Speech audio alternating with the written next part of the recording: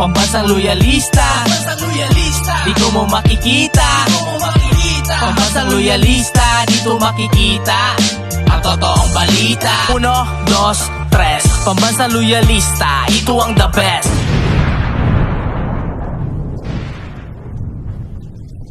Oh, kapag kasi inang Lenlen ba ang in-appoint ni PBBM, siguradong hindi kayo magagalit, no? Masayang araw po, mga ka-PL. Naglabas ng listahan ang Presidential Communications Office ng mga bagong appointees ng ating Pangulo. Ikinagulat po ng karamihan, pero ikinatuwa naman po ng iilan ang talaga kay Iglesia ni Cristo Executive Minister ka Eduardo Manalo. Ikinagulat, ibig sabihin po mga ka-PL, ha? Bakit siya? Yan. Parang hindi bagay sa kanya eh. Ha? Kala ko ba bawal sa iglesia ang makisawsaw sa politika? Yan ang sabi po ng mga bitter, mga ka-PL. Bitter na, inggit pa. Ayan ang balita. Ito ho, basahin ko, pero bago tayo magsimula, makikisuyo sa mga hindi pa po nakasubscribe. Baka naman. At paki-click na rin ang notification bell para updated sa lahat ng upload. At huwag niyo pong kalimutan, palike sa video. Maraming salamat. Makikisuyo. Ang daming bitter sa Pilipinas, mga ka-PL. Bitter na, inggit pa. Magbago na kayo, hoy. Palapit na Pasko. Di ba pwedeng magmahala na lang? Ha?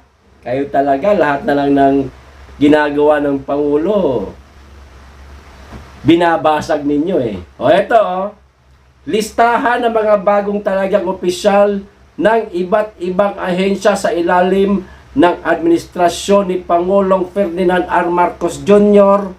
na inilabas ng Presidential Communications Office ngayong Sabado, Setyembre 2, kahapon po ito nangyari, mga ka-PL.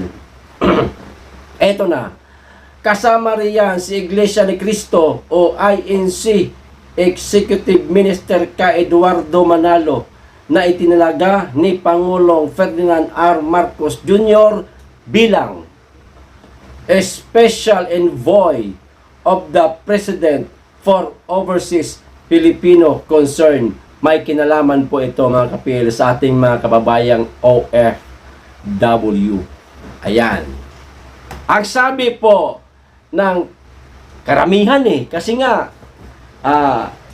mga kakamping to siguro, mga dilaw, kasama pa yung mga nauto ni Maharluka-luka na malapit na makulong.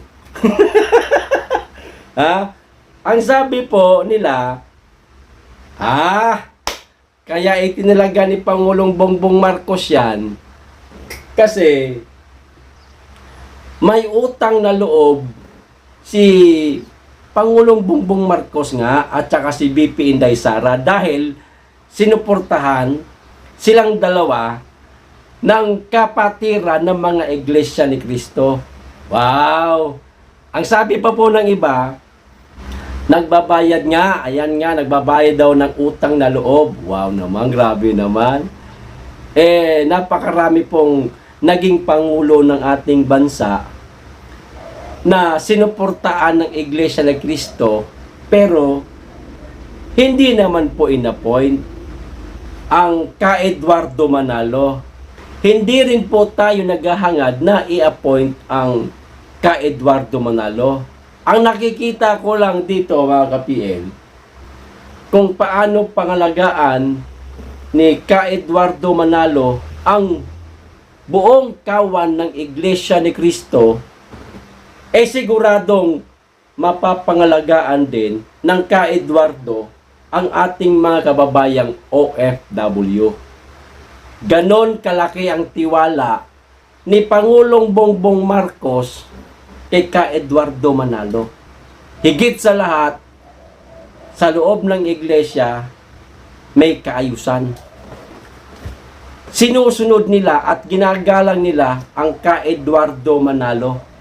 Etong mga kritiko ng Pangulo na maging si ka Eduardo nadadamay na, pwede ba? Wag muna kayong manghusga. Hayaan ho muna nating magtrabaho ang ka Eduardo Manalo. Ngayon, kapag nakita ninyo na merong kapalpakan sa kanyang pamumuno, yan, may karapatan na po kayong magsalita. Pero ngayon, na hindi pa man din nagsisimula ang trabaho ng ka Eduardo, manahimik ho muna kayo.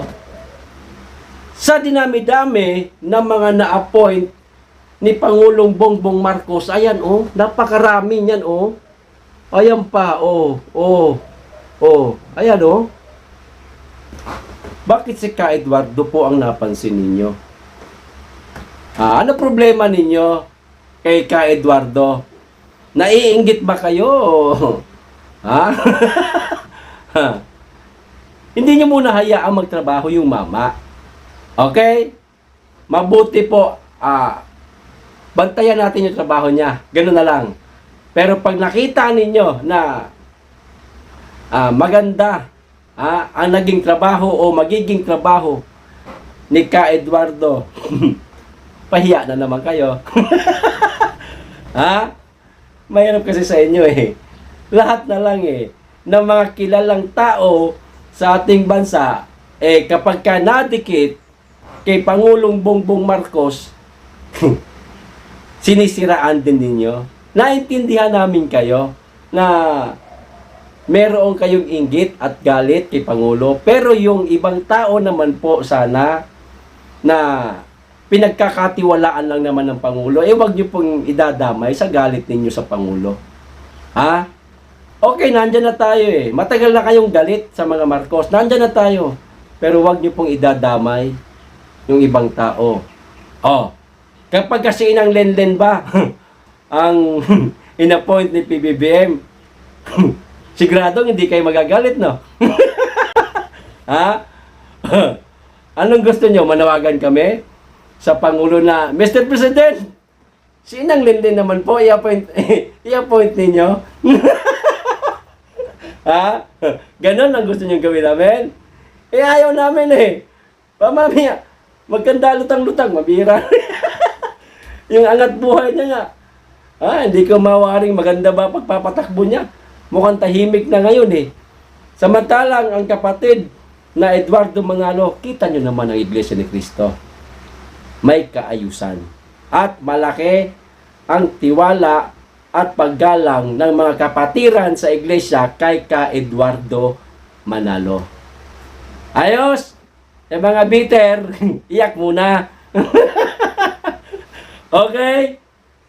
Dito naman po tayo sa pangalawang pag-usapan natin, mga ka-PL. Isang tabi na po natin yung mga naging appointee ng ating Pangulo. Maraming matutuwa ho nito. Pero may ilang malulungkot din. Tulad po ng pinag-usapan natin kanina. Pagkatapos po kasi ng laro ng China laban sa Gilas Pilipinas, itong si Coach Chot Reyes, mga ka-PL, nagbitiw na po o kumalas na po sa Gilas Pilipinas.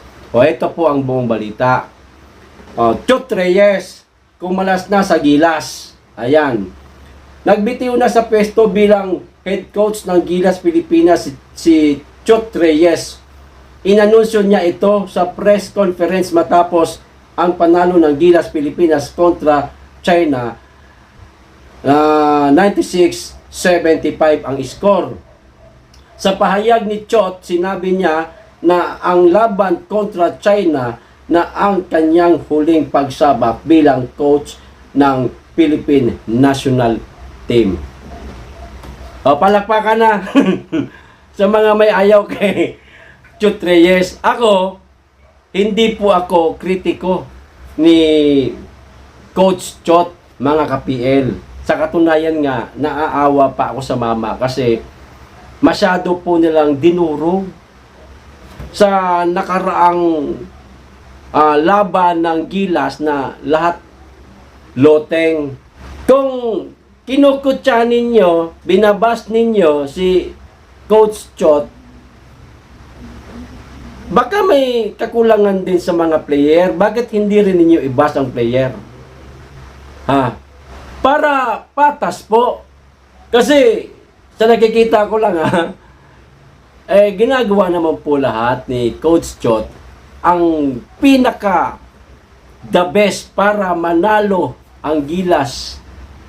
Pero minsan, ayan, nakikita natin na mali-mali po yung kanyang picking sa mga player. Kaya nawawala ang magandang laro ng Gilas. Alam nating magagaling ang Gilas. Pero ano pa man mga ka-PL, wag na po natin pagtalunan yan. Ang importante po, wala na si Coach Chot. At syempre, hinihiling natin kung sino man ang magiging bagong coach ng Gilas, sana totoong magaling para sa susunod na laban ng Gilas Pilipinas, abay magyabang naman tayo. Yan ang Gilas, magagaling. O, di ba? Nung dire-diretsong talo, ang sakit po sa dibdib. Di ba? Masakit sa dibdib. Okay? Hanggang dyan lang po mga ka-PL. Maraming salamat po sa inyo lahat. Mag-iingat kayong lagi. Be blessed.